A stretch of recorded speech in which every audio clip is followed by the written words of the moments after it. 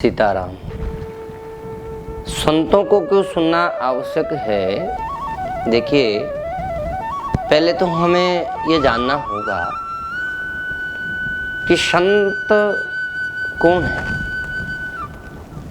और भारत एकमात्र देश ऐसा है जिसकी पावन भूमि और जिसके यहाँ तीर्थ स्थल अपने आप में ऐसे हैं कि जब हमारे कदम वहाँ पर पड़ते हैं तो जीवन में इस भूमि में कितने सौभाग्य की बात है कि हमने जन्म लिया है।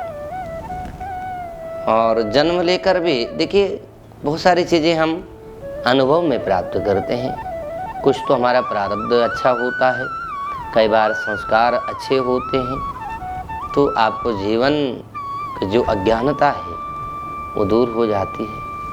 और अज्ञानता जब दूर होती है तो मन निर्मल होता है, और मन जब निर्मल होता है तो ज्ञान प्रफुल्लित होता है, और जब ज्ञान प्रफुल्लित होता है तो तब आप संत बन जाते हैं। संत सत असत की जो विवेचना करे,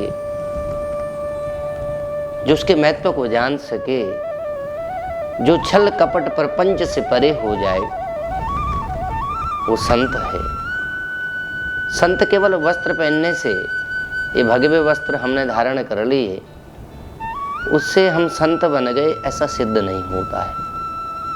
कई बार ऐसे भी लोग हैं जिनके विचार, जिनकी मनोदशा संतों की नहीं है, लेकिन वो ऐसे वस्त्र धारण कर लेते हैं और वो प्रयास करते हैं कि हम संत बने, हमें लोग संत कहें, हमें लोग गुरु कहें। ये भी एक मन की धारणा रहती है, अपने आप को गुरु। आजकल गुरु कहलाना सब पसंद करते हैं कि हमें गुरु जी कहा जाए, लेकिन जो सच्चा संत होता है वो कभी ऐसा नहीं चाहता है। वो अपने आप को छोटे से छोटा मानता है। हनुमान जितने बड़े संत हुए और फिर भी इतने छोटे बन जाते हैं। मसक समान रूप कपिधरी, लंकई चलई सुमिर नरि हरि, नाम लंकनी एक निसीचरे, सो कई चले सिमोहि निंद्रे।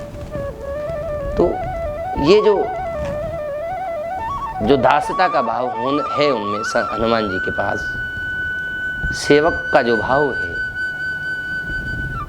वो जो ज्ञान जिनके हृदय में प्रफुल्लित हो जाता है, वो कभी भी प्रशंसा पाने के आदि नहीं होते हैं। उनसे प्रशंसा चाहिए नहीं किसी की। उन्हें लगता नहीं कि कोई हमारे पास आए, हमारे चरण वंदना करे। वो तो प्रभु को पाना चाहते हैं। वो केवल ईश्वर के चरणों में अपने मन को लगाना चाहते हैं।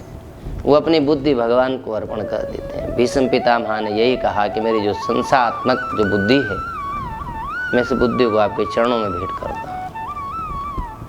आप इस बुद्धि के भी पति हो जाए, क्योंकि आप सारे संसार के पति तो हैं ही। मेरी जो बुद्धि है संशय रूपी है, इसके भी आप पति बन जाए, आपके चरणों में रख। भीष्म पितामह जैसे संत हुए जिन्होंने आजीवन त्याग कर दिया। त्यागना एक बहुत बड़ा गुण है। त्याग के कारण ही हम संत बन पाते हैं। भारत की जो धरा है, इसके कण कण में अमृत है। ये संतों की भूमि रही है। साधु अर्थात जिसके अंदर साधुता है, जिसके अंदर सज्जनता है, जिसकी वाणी निकलते ही हमारा मन हर्षित पुलकित हो जाता है, हम आनंद में आ जाते हैं, वही तो साधु हैं। केवल टीके चंदन लगाने से, वस्त्रों को पहनने से आप संत नहीं होते। संत किसी भी वेश में हो सकते हैं, किसी भी रूप में रह सकते हैं। और भारत के जो भूमि है ये संतों के कारण है। उनको, युवाओं को विशेष सुनना चाहिए संतों की स्पीच को, संतों की वाणी को, क्योंकि भारत को यदि बदलना है, और आज की जनरेशन जागरूक है, वो समझती है अच्छी बुरी बातों को, वो जानना चाहती है अपने पुरानी चीज़ों को, वेद शास्त्रों को। और यह कमी रही बीच में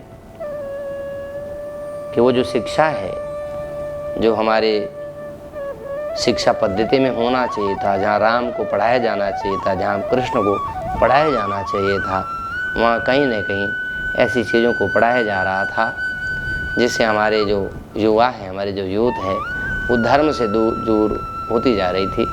लेकिन एक अच्छा प्रयास अब चल रहा है और ये सब कृपा, भगवत कृपा ही है। अब हम कृष्ण को भी पढ़ेंगे, अब हम राम को भी पढ़ेंगे, हमारे युवा पढ़ेंगे और जितना पढ़ेंगे, क्योंकि जब तक आप नहीं जानेंगे तब तक आप नहीं मानेंगे। जानना आवश्यक है, जब आप जानोगे तो ही आप मानोगे। अगर आप जान ही नहीं पा रहे हो तो कैसे मानोगे? जब किसी की आपने जाना नहीं किसी के विषय में, उसे कैसे मान लेंगे? तो पहले जानना आवश्यक है। अब जानने के लिए हमें क्या करना है? जानने के लिए उसकी कीर्ति को सुनना आवश्यक है। पहले उसकी कीर्ति को खूब सुना, फिर उन्हें जानने की इच्छा प्रबल हो गई। सुनते सुनते ऐसे ऐसे कीर्तियाँ सुनी कि उन्होंने ऐसे किया, उनकी लीलाओं को सुन करके उन्हें जानने की इच्छा हुई। जब उन्हें जान लिया तो फिर किसी और को जानने की इच्छा नहीं रही। तो संत वो होते हैं जो भगवान को खोजते नहीं, भगवान में खो जाते हैं। और जब भगवान में खो जाते हैं, यदि ऐसे व्यक्ति देश के युवाओं को शिक्षित करेंगे, उनको ज्ञान देंगे, उनके हृदय को समस्त अंधकार को दूर करेंगे, तो निश्चित रूप से मेरा देश महान तो है ही, लेकिन एक विश्व में एक अलग ही अपनी छवि को बनाएगा निश्चित रूप से। सीताराम।